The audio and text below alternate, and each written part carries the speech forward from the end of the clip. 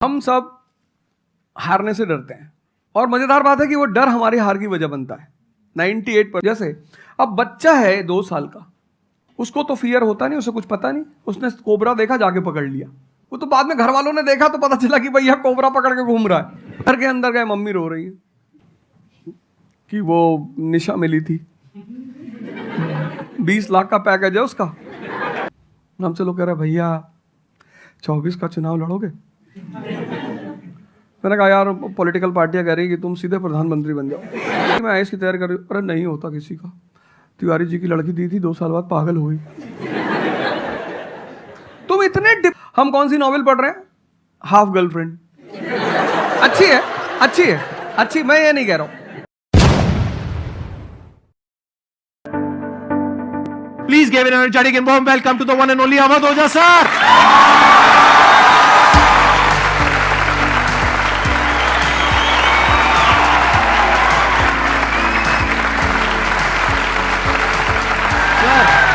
Hello sir, क्या हाल चाल? बैठिए जी, बैठिए। आइए। Thank you. इससे पहले कि ऑडियंस आपसे कुछ क्वेश्चंस पूछे, मेरे माइंड में एक क्वेश्चन आ रहा है। आईएएस में कितने लोग हैं जो हर साल उसके लिए अपीयर करते हैं? 5 से 6 लाख के आसपास। और सीट्स कितनी है? 1000 अप्रोक्सीमेटली। तो जिनका हो जाता है उनके बारे में तो सब बात करते हैं, जिनका नहीं होता है, जिन्होंने पूरी जान लगाई और जिनका नहीं हुआ, उनका क्या होता है? उनके रिश्तेदार उनकी चिंता करते हैं।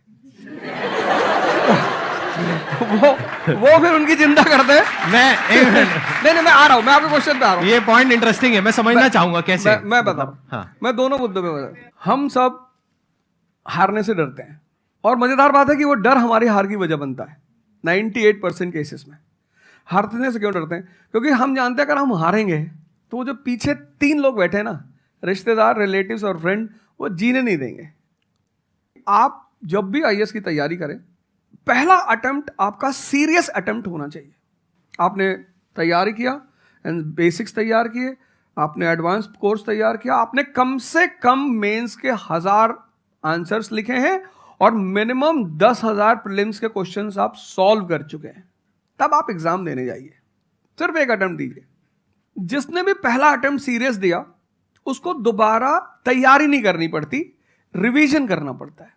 भाई आप देखो ना, जितने सारे सेलेक्ट लड़के होते हैं उसमें बहुत सारे नौकरी कर रहे होते हैं, जॉब कर रहे होते हैं। कुछ लोग मुझसे पूछते हैं सर जॉब करते वक्त तैयारी हो सकती है? नहीं, जॉब करते वक्त तैयारी तो नहीं हो सकती, जॉब करते वक्त रिवीजन हो सकता है। 3 hours per day, 4 hours per day. तो मेरी एडवाइस ये है, क्योंकि ये एक बहुत रिस्की खेल है ये। मैं खुद ही बाहर हुआ और फिर मैं कितने लोगों को देखता हूं जो 5-5, 6-6 अटेम्प्ट के बाद बाहर होते हैं। तो जिनको भी इस गेम में शामिल होना है, एक अटेम्प्ट सीरियसली आपका होता है, बहुत अच्छा है। आपको मैक्सिमम रिस्क लेना है तो आप 2 ले लो, उसके बाद आप अपना काम शुरू करो। जो आपका सेकंड लाइन थॉट था, कोई लॉयर बनना चाहता है, कोई मेडिकल लाइन में जाना चाहता है, कोई मतलब जो भी आप एंटरप्रेन्योर बनना चाहते हैं आप करो, लेकिन अपने वो रिवीजन वाले 4 आवर बचा के रखो। आपने कितने अटेम्प्ट्स दिए थे सर? 4 अटेम्प्ट्स आपने दिए थे। और आपने कहीं से कोचिंग ली थी, यानी लाखों रुपए दिए थे कोचिंग में? नहीं, तब लाखों नहीं थे, तब हजारों थे। अच्छा, हजारों रुपए आपने खर्च करे थे और आप एक मिडिल क्लास बैकग्राउंड से थे। तो टोटल 4 साल में आपका कितना पैसा लग गया होगा? रहना, खाना, पीना, और आपने तो पूरी तैयारी करी होगी, साथ में कुछ और नहीं किया होगा? I think so. कुछ नहीं किया, बिल्कुल। तो कितना आपका 4 साल में अच्छा खासा पैसा? 5-6 लाख रुपए लगे। 5-6 लाख रुपए उस समय लगे। आज के समय पे अगर किसी को कोचिंग लेनी है तो आई थिंक इससे 3-4 गुना, 5 गुना आराम से लगेगा। तो 15-20 लाख रुपए उस इंसान का लग गया, और वो है एक मिडिल क्लास बैकग्राउंड से। अब वो कहीं ऐसा तो नहीं कि वो ना यहाँ करा ना वहां करा 4-5 साल बाद? हाँ, वही मैंने कहा कि अब आप, जब हमारे समय तो ठीक था, अब आप रिस्क पूरा नहीं ले सकते। You have to be cautious. अब इनको कॉशियस होना पड़ेगा कि ठीक है, जैसे बड़े सारे लड़के क्या करते हैं, वो 1-2 अटेम्प्ट ऐसे ही देते हैं। अब तो इनके पास 6 अटेम्प्ट है। ओबीसी हैं तो और ज़्यादा है, SC ST हैं तो और ज़्यादा है। और मैं कहूँगा आप किसी भी कैटेगरी से आते हैं, आप 2 अटेम्प्ट से ज़्यादा कभी मत मानिए। ये पॉइंट बहुत अच्छा है कि आइडियली आपको अपने माइंड में ये रखना है कि एक ही अटेम्प्ट है मेरे पास में, मैक्सिमम अगर आपकी फैमिली अफोर्ड कर सकती है तो 2 अटेम्प्ट है। बिल्कुल। उसके बाद में अपने काम पे ध्यान देना है और इसको एज अ रिवीजन की तरह देखना है, मतलब इसको साथ साथ में चलाना है। ये नहीं कि अपने 5 साल या 6 साल लाइफ के सारे यहीं निकाल दिए और सारा पैसा घर वालों का लगा दिया, या उन्होंने खेत बेच दिया या लोन ले लिया। ऐसी बहुत कहानियां मैंने सुनी है सर लोगों की। और बहुत ही दर्द होता है ऐसी कहानियां देख करके, ऐसे लोगों की जो कहानियां हैं वो उसको सुन करके बहुत ही बुरा लगता है अंदर से। चलिए आगे बढ़ते हैं जी। Sir, I wanted to ask how to fight the basically fear that we feel. Like there are lot many fears that we face, not only in studies but in each aspect of life. There is some kind of fear. How to fight that? How to come back? How to have that courage in life? Fear बड़ी प्यारी चीज है। हमने कुछ words को बड़ा negative बना लिया है। जैसे अब बच्चा है 2 साल का, उसको तो फियर होता नहीं, उसे कुछ पता नहीं, उसने कोबरा देखा जाके पकड़ लिया। वो तो बाद में घर वालों ने देखा तो पता चला कि भैया कोबरा पकड़ के घूम रहा है। लेकिन हम बड़े हो गए ना, अब हम कोबरा देखेंगे तो वो हमारी बॉडी की जो मैकेनिज्म है वो हमें वार्न करेगी, अलर्ट करेगी। That is natural fear. वो अच्छी चीज है। जिस चीज की आप बात कर रहे हो वो फियर नहीं है, वो ओवर थिंकिंग है। आज का जो युवा है वो फियर से परेशान नहीं है, वो ओवर थिंकिंग से परेशान है। अब ये ओवर थिंकिंग क्यों है, उस फैक्टर पे आते हैं। ओवर थिंकिंग की वजह क्या है? ओवर थिंकिंग की वजह यह है कि आज का समाज इतना एक्सपैंड कर चुका है। You are outside your house, तुमको तुम्हारी दोस्त मिल गई कि मैं कल लंदन से आई, क्या लाइफ है लंदन में यार, और मैं तो ये कर रही वो कर रही। आपको लगा हम ही पागल है यार, आईएएस की तैयारी कर रहे। फिर शाम को किसी फ्रेंड का फोन आ गया कि मैं तो अब ऑस्ट्रेलिया जा रही हूं, मैं तो वहीं सेटल हो जाऊंगी। 90s में हमारे पास इतने स्कोप नहीं थे। हमारी जो लाइफ थी वहां ओवर थिंकिंग इसलिए नहीं थी, आपने भी सर देखा होगा, क्योंकि हमारे पास इतने स्कोप नहीं थे। आज तुम्हारी जनरेशन में यू हैव मल्टीपल फील्ड्स, मतलब इतने सारे फील्ड्स ओपन है। तो जब तुम घूम के चारों तरफ देखते हो और तुम देखते हो कि तुम्हारे ही साथ के लोग बड़ी सारी फील्ड में एक्सेल कर रहे हैं, काम कर रहे हैं, अर्न कर रहे हैं, तो तुम्हारा दिमाग भागना शुरू करता है। फिर क्या होता है, हमारे पेरेंट्स हमसे ज्यादा ओवर थिंकिंग करते हैं, क्योंकि बड़े हमको लेकर कॉशियस होते हैं। हाँ। एक हमने ओवर थिंकिंग की, हम अपना संभाल लें किसी तरह। हम घर के अंदर गए, मम्मी रो रही है कि वो निशा मिली थी, 20 लाख का पैकेज है उसका। दूसरा प्रेशर तुम्हारे ऊपर आ गया। ये जो प्रेशर हम मल्टीपल फेस करते हैं, तो एक तुम्हारा प्रेशर, एक माँ बाप का प्रेशर। पता लगा बुआ जी ने रात में फोन कर दिया, क्या कर रही हो जी? तुम सारे लोग प्रेशर से लड़ रहे हो इस वक्त, मल्टीपल फ्रंट पे। ये कोई फियर उयर नहीं है। ये प्रेशर दूर कैसे होगा, इस पे थोड़ी सी बात कर ले। जहां इंटरनल ताकत है वहां कॉन्फिडेंस है। आज का युवा क्या कर रहा है? बादाम का तेल लगा रहा है, बादाम की क्रीम लगा रहा है, बादाम का साबुन लगा रहा है, खा रहा गुटखा।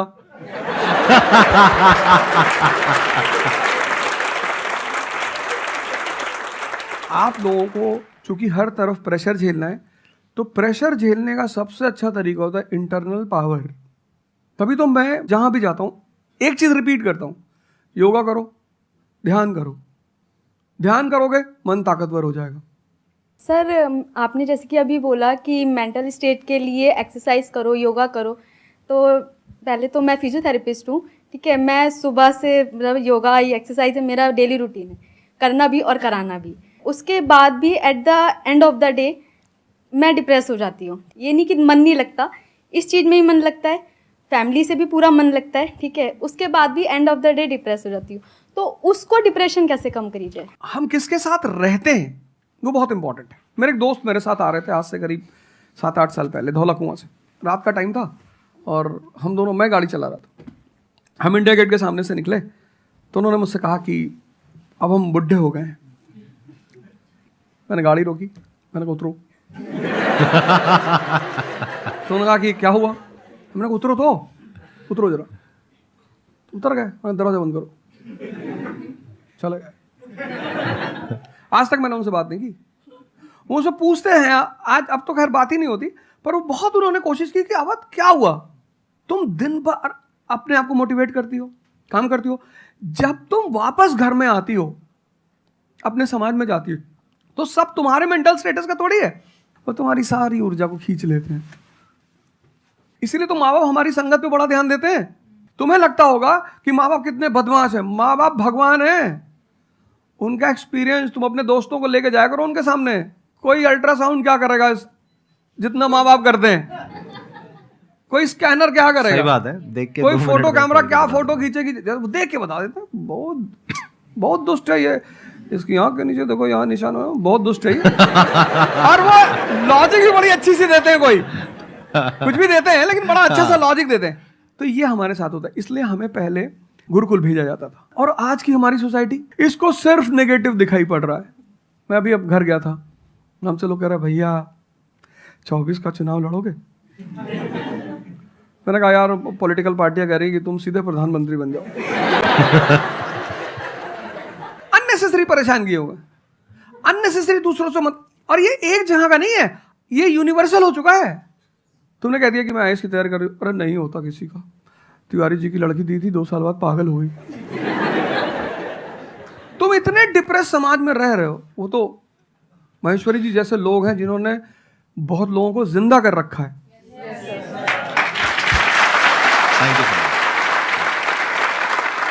जब आपको कोई सहारा नहीं होता, आपने टाइप किया संदीप महेश्वरी, एक वीडियो आ गया, आप रिलैक्स हो गए।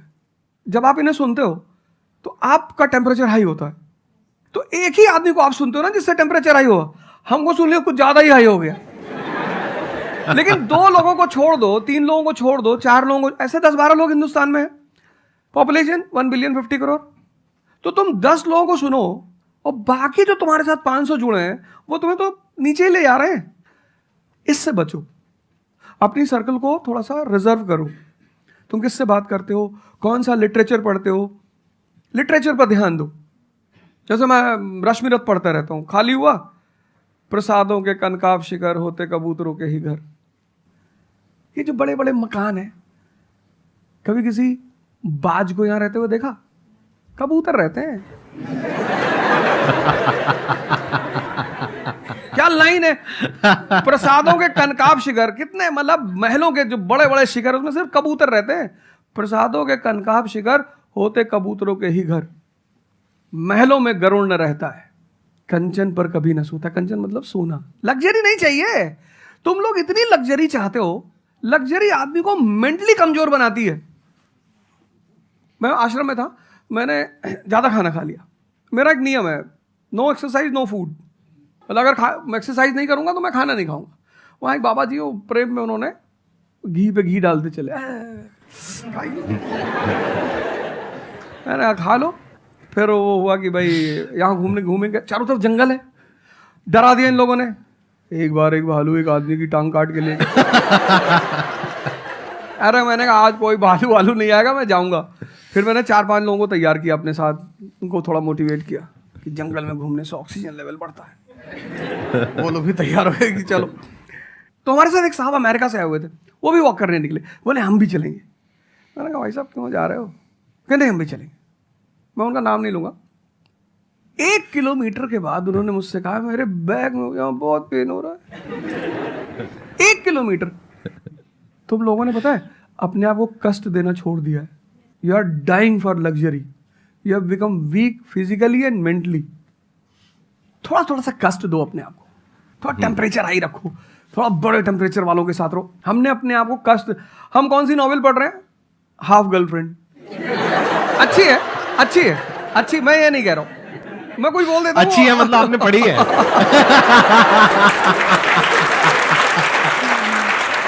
नहीं फिर कोई पकड़ निकाल लेगा, कोई वो क्लिपिंग निकाल लेगा, ओ गाली दे रहे थे उनको। नहीं, आपने बहुत सारी गलतियां कर दी, आपकी जनरेशन ने अपने को कष्ट देना छोड़ दिया। हाँ। आप पढ़िए बड़े बड़े लोगों, अंबेडकर को पढ़ो, उनका जीवन संघर्षों का, प्रभु राम का जीवन पढ़ो। ये सब संघर्ष, ये सब लोग हैं जिन्होंने जीवन में लड़ाइयां लड़ी हैं। आपने उनको साइडलाइन कर दिया। आप राणा प्रताप के बारे में कुछ जानते ही नहीं हो, आपको वो पोएम याद ही नहीं है, खूब लड़ी मर्दानी वो तो झांसी वाली रानी थी। आपको तो एक चीज बता दी, twinkle twinkle how I wonder. आप वंडर किए जा रहे हो पूरी जिंदगी में। आपने कहा कि पूरे दिन मैं अपना काम करती हूँ, दैट इज फिजियोथेरेपी जो आप करते हैं, और शाम तक आते आते आपको थोड़ा सा डिप्रेस फील होता है, थोड़ा सा डाउन फील होता है, तो उसके पीछे क्या रीजन है आप बताइए।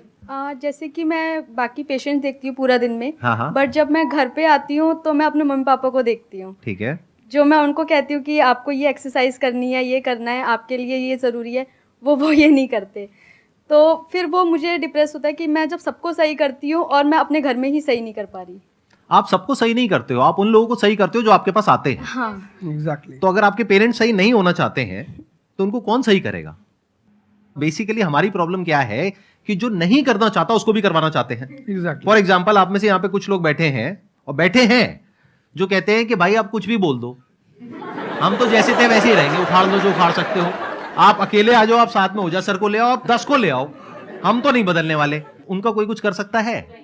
समझ गए? तो यहाँ पे किसका एक्चुअल में किसकी लाइफ बदलने वाली है? यहाँ पर हो सकता है कुछ साल बाद आप ही में से कोई यहाँ पर बैठा होगा, बट वो इंसान कौन होगा? जो खुद अंदर से बदलना चाहता है ना। Yes sir, thank you sir. Please have a seat, बैठिए। मेरा संदीप सर से ये क्वेश्चन है कि जैसे हम लोग जब आपकी वीडियोस देखते हैं तो हम लोग मोटिवेटेड हो जाता है कि हम लोगों को गवर्नमेंट से या फिर इन सब फील्ड्स में छोड़ के अपना कुछ स्टार्ट करना चाहिए, जिससे देश में एंटरप्रेन्योर्स या फिर जॉब्स बढ़े। फिर हम लोग देखते हैं आप लोगों को कि भाई यूपीएससी में एक ऐसी पावर होती है जो हम करना चाहते हैं, वहाँ पे हमको डायरेक्ट पावर मिलती है। जैसे कि मैं अगर एजुकेशन के फील्ड में कुछ अच्छा करना चाहती हूँ तो मेरे पास डायरेक्ट पावर होती है कि हम लोग वहाँ से कर सकते हैं। तो मेरे पास ये क्वेश्चन फिर मतलब दोनों में कॉन्ट्राडिक्शन चलता रहता है। ना कॉन्ट्रडिक्शन नहीं चल रहा है, इसे कॉन्ट्रडिक्शन नहीं कहते, इसे कंफ्यूजन कहते हैं। मतलब एक गोल होता है ना, या फिर एक मतलब हमारे पास एक टारगेट होता है कि हम ये काम करने के लिए यूपीएससी में जा रहे हैं। नहीं, सरकार जो कहेगी वो करना है। हाँ, I was about to say that. आपका क्या गोल है? आप क्यों कर? आप नेता थोड़ी है, आपकी पार्टी का मैनिफेस्टो थोड़ी है, घोषणा पत्र। आप एक राजपत्रित अधिकारी हैं, गैजेटेड ऑफिसर। आपका जो मिनिस्टर होगा फोन मिलेगा, मैडम जी ये कस्तूरबा गांधी प्लान में अभी तक कितना काम हुआ? जी sir, I give the review in the evening sir. Okay, thank you, ठीक है मैडम, बाय, खत्म। सो आपका कहने का मतलब है कि जो सिविल सर्वेंट बनते हैं या आईएएस ऑफिसर बनते हैं उनके पास कोई पावर नहीं होती? पावर होती है जब तक जनता अपनी पावर नहीं समझती। आज की डेट में इस देश में पावरफुल कौन है? जनता। We the people of India solemnly resolve. Yes sir. ये जनता बेचारी पावर जानती है तो डीएम का ऑफिस में चले जाते, हुजूर। इसको बेचारे को पता है, नेता देखा, मेंबर ऑफ पार्लियामेंट देखा, पैर छू लिए, तेरे फूफा है? नहीं भैया नहीं भैया, सांसद जी हैं। सांसद जी हैं तो क्यों पैर छू रहा है? तो पावर इस असलियत में इस देश की जनता के पास है। चूंकि वो जानती नहीं है, इसलिए तुमको इनके पास इनको काम करने का अधिकार है। ये है the right to work, the right to implement. लेकिन चूंकि जनता अपने अधिकार को नहीं जानती तो तुम्हें दूर से दिखाई पड़ता है कि अरे आप बेटा कंफ्यूजन से बाहर आओ, ठीक है? और ग्लैमर मत देखो। आप बेसिकली पावर नहीं देख रहे हो, आप ग्लैमर देख रहे हो। आपको जो करना है उसको डिसाइड कर लो आप, और उस रास्ते पे आगे बढ़ो कि आप कल किसी भी फील्ड के मुकेश अंबानी बन जाओ, अडानी बन जाओ, वॉरेन बफेट बन जाओ, बिल गेट्स बन जाओ। इस रास्ते पे जाओ। Thank you sir. मैं यहाँ पे थोड़ा सा ऐड करता हूँ कि जो आपने बोला ना कि ये कॉन्ट्रडिक्शन है, सबसे पहले तो जो सर ने बोला कि ये कोई कॉन्ट्रडिक्शन नहीं है, ये कंफ्यूजन है, बिल्कुल सही बात है। अब कंफ्यूजन क्या है, उसकी जड़ क्या है?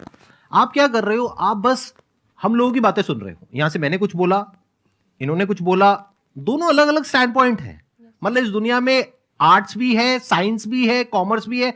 अब आप कहोगे अब तीनों में कॉन्ट्रडिक्शन है। अरे कॉन्ट्रडिक्शन नहीं है, अलग अलग लोगों के लिए अलग अलग स्ट्रीम्स है। डिपेंड्स अपॉन कि आपकी प्रेफरेंस क्या है, आपकी प्रायोरिटीज क्या है। तो आपको 3 चीजें देखनी पड़ेंगी, एक अपना पास्ट, अपना प्रेजेंट और अपना फ्यूचर। कि पास्ट में आपने कैसा परफॉर्म किया है। अगर आप पढ़ाई में बहुत अच्छे रहे हो तो आपको क्लियर नजर आएगा कि अच्छा मुझे पढ़ाई से रिलेटेड कुछ करना है, तो वहां से रास्ता क्लियर हो जाता है। बट अगर आपके दिमाग में 24 घंटे बिजनेस आइडियाज घूमते रहते हैं, जहां भी जाते हो वहां पे गोलगप्पे खा रहे होते हो, आपके दिमाग में चल रहा होता है अबे इतने पैसे ले लिए, उसमें से इतने का गोलगप्पा, इतने का पानी है, पानी तो इतना फ्री होता है, मेरे से लिया 20 रुपए, ये तो 5 रुपए का काम है, तो 15 रुपए इसके पास में गए, कितने लोगों ने एक दिन में खा लिए, इतने पैसे कमा लिए, व्हाटएवर। अगर इस तरह का आपका माइंडसेट है तो वहां पे एंटरप्रेन्योरशिप, स्टार्टअप, इन सब चीजों का बेनिफिट है। तो हर रास्ता हर एक के लिए नहीं होता है। तो ये आपको कैसे समझ आएगा? अपने पास्ट को देख करके। दूसरा, अपने प्रेजेंट को देखो कि आपके पास में क्या रिसोर्सेज हैं। सोचने से क्या होता है, आपको ये भी तो देखना पड़ेगा आपके पास में क्या रिसोर्सेज हैं। उसके बेस पर आप सोच सकते हो ना। कल को आप कहो कि मैं एक ऐसी एक टेलीकॉम कंपनी लॉन्च करूंगी जो कि जियो को कंपटीशन देगी, ठीक है, सोच लो। कुछ नहीं होगा। क्या है पीछे, बैकग्राउंड क्या है, आपके पास में क्या रिसोर्सेज है, how are you going to compete. तो आप फालतू में कुछ भी सोच रहे हो ना। तो यहां पे कॉन्ट्रडिक्शन क्या है, कंफ्यूजन क्या है? कुछ भी नहीं। तो जब आपके रिसोर्सेज ही आपको अलाउ नहीं कर रहे वो करने के लिए, तो सोच क्यों रहे हो? तीसरा, फ्यूचर में आप अपने लिए कैसी लाइफ चाहते हो। जैसे सर ने कहा कि पावर नहीं मिलती है वहां पे सर्व करना होता है। इस गलतफहमी से बाहर आ जाओ कि वहां पे पावर मिल जाएगी। पावर तो पूरी की पूरी एक हिरार्की है, जिस हिरार्की में टॉप पर पब्लिक बैठी है एक्चुअल में, वो हमें पता ही नहीं है। हमारे हाथ में पावर है, किसको वोट करना है, किसको पावर में लेकर के आना है, फिर उनकी पावर के अकॉर्डिंग आगे पावर का डिस्ट्रीब्यूशन होता है, पॉलिसीज का डिस्ट्रीब्यूशन होता है, फिर उसको इंप्लीमेंट करना होता है। तो आपको देखना है कि आपको एग्जैक्टली लाइफ में चाहिए क्या है। कि अगर आपका माइंड है बहुत ज्यादा क्रिएटिव, कि आपको हमेशा दिमाग में आइडियाज घूमते रहते हैं कि कुछ अजीब करना है, कुछ अलग करना है, ये करना है, वो करना है, तो फिर वो रास्ता आपके लिए नहीं है, क्योंकि वहां पे आपके पास में पावर नहीं है, रिस्पॉन्सिबिलिटी है। But once you go in the entrepreneurship space, वहां पे रिस्पॉन्सिबिलिटी नहीं है, वहां पे पावर है, पावर टू क्रिएट। अब आपको देखना है कि एट द एज ऑफ 42, 48 आप किसके जैसा बनना चाहते हो। अगर एक टीचर बनना चाहते हो तो ये रास्ता है। उसके अलावा जिन्होंने यूपीएससी को क्रैक किया है उन लोगों का आप लाइफस्टाइल देख सकते हो। वैसे बनना चाहते हो, बहुत बढ़िया। मेरे जैसा बनना चाहते हो, बहुत बढ़िया। किसी और के जैसा बनना चाहते हो, बहुत बढ़िया। बट किस बेस पर? अपनी पर्सनालिटी को देखो ना, क्या लाइन हो रहा है। सर एक्चुअली आपका सेशन देख के मैं पब्लिक स्पीकिंग सीख रहा हूँ, तो कॉन्फिडेंस बढ़ाने के लिए जो आसपास के स्कूल है ना, स्कूल क्लासेस जो है उनके पास मैं जाता हूँ बच्चों को थोड़ा सा ये करने के लिए। तो मैं जाके वहाँ पे रश्मि रथवी सुनाता हूँ, मेरे को आती है थोड़ी थोड़ी, तो मैं वो सुनाता हूँ। छत्रपति शिवाजी महाराज के बारे में सुनाता हूँ। तो उन बच्चों का मैंने थोड़ा नोटिस किया, तो वो क्या कह रहे थे मुझे कि सर जो टीचर है अभी जो सिखा रहे वो बस सब्जेक्ट के बारे में बताते हैं और बोरिंग तरीके से सिखाते हैं, ना कोई एक्स्ट्रा कुछ एक्टिविटी नहीं करवाते, कुछ नहीं करवाते। और जब ऐसा कोई एडिशनल गेस्ट आता है जो कुछ एडिशनल सिखाता है तो उनका माइंडसेट थोड़ा चेंज होता है कि सामने वाले टीचर से भी वो वही एक्सपेक्ट करते हैं। तो मुझे कभी कभी लगने लगा है कि मैं जाके गलत कर रहा हूँ या वो टीचर का, वो स्टूडेंट का देखने का नज़रिया बदल रहा है, तो वो वहीं से वो एक्सपेक्ट कर रहा है और उनका मन वहीं पे नहीं लग रहा है वो सब्जेक्ट में। तो अभी मैं क्या काम करने के दो तरीके हैं। एक, आपको काम करना ही है, कोई ऑप्शन नहीं है। एक है आप किसी भी कीमत पे काम करना चाहते हो। जैसे मैं किसी भी कीमत पर पढ़ाना चाहता ही हूं। इसने मुझे इज्जत दिया, सम्मान दिया, प्रेम दिया। मैं एक शादी में गया था 2 दिन पहले, लोग दूल्हे उल्हे को छोड़ के मेरे पास आ गए। दूसरा बेचारा फ्रस्ट्रेशन में आ गया कि यार हमसे मैसेज किया, वो तुम यहाँ से चले जाओ। तो उनके भाई ने मुझे मैसेज किया, बड़े भाई ने कहा, वो यार तुम यहाँ से जाओ, शादी नहीं हो रही है। मतलब वो द्वार चार वगैरह सारा प्रोग्राम था, वो सब बाहर हो जाओ सर। तो हमारा जो देश का शिक्षक है उसके मन में कोई मोटिवेशन नहीं है कि वो क्यों पढ़ाए। जैसे हमारे घर मामा आए, हमारे उनके आने पे हम बड़े खुश होते थे कि मामा आए। क्यों? क्योंकि हमें पता था कि जब जाएंगे तो पैसा देके जाएंगे। इस देश के शिक्षक को, सरकार को कुछ ऐसा करना चाहिए कि उसके मन में एक मोटिवेशन हो कि 6 बजे का स्कूल है, वो सुबह 4 बजे पहुंच जाए। कुछ ना करे इस देश की सरकार, सिर्फ उनको वीआईपी का दर्जा दे दे। फिर आप देखना, पैसा तो कौन नहीं कमा रहा है, शिक्षक सम्मान चाहता है। तो मैं अपने टीचरों से पुराने मिलता हूं, तो जैसे कहीं मिल गए वो सड़क पे, मैं खड़ा हो गया, रोक दिया सब, हाँ सर, पैर चले, तुरंत ऐसे सीना उन्हें चौड़ा कर लेते हैं कि हमारा बच्चा है जी।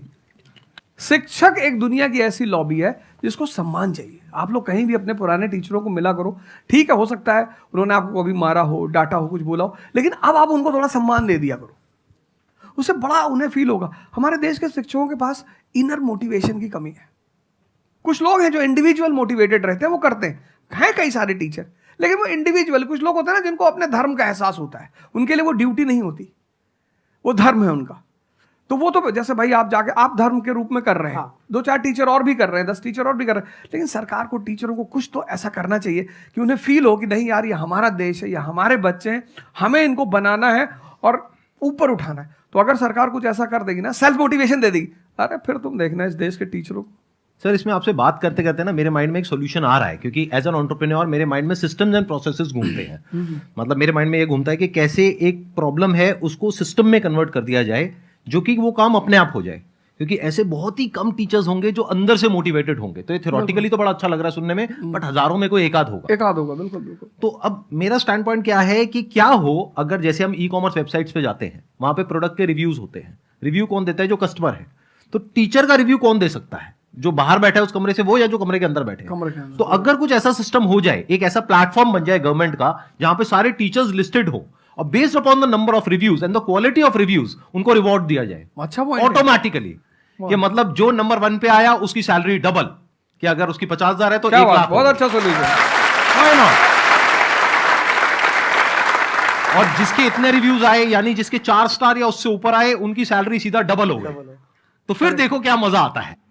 फिर हिस्ट्री पढ़ाने का जो स्टाइल है ना, वो सारे टीचर्स आएंगे अवध ओझा सर के चैनल पर और आकर के सीखेंगे भाई क्या कहानी है ये, ऐसे कैसे पढ़ाएं कि बच्चे दीवाने हो जाए, और फिर अपने आप को अपग्रेड करेंगे। नहीं तो अपग्रेड करने की मोटिवेशन कहाँ है? जैसे एक एंटरप्रेन्योर होता है, उसके पास में तो मोटिवेशन होती है कि अगर मैंने अपने जो भी प्रोडक्ट है, सर्विस है या काम है, उसको अपग्रेड किया तो करते ही मेरे को इमीडिएट रिवॉर्ड मिलेगा।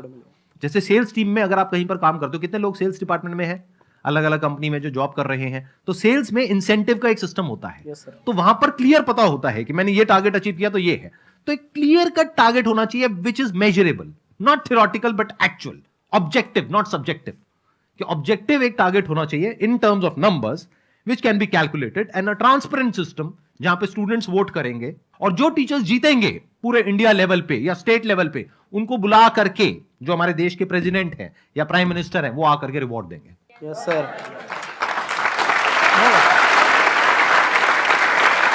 Thank you so much sir आने के लिए यहाँ पर, दिल से धन्यवाद। मुझे बड़ा अच्छा लगा आपसे बात करके। मुझे बहुत अच्छा लगा यहाँ आके। Thank you sir.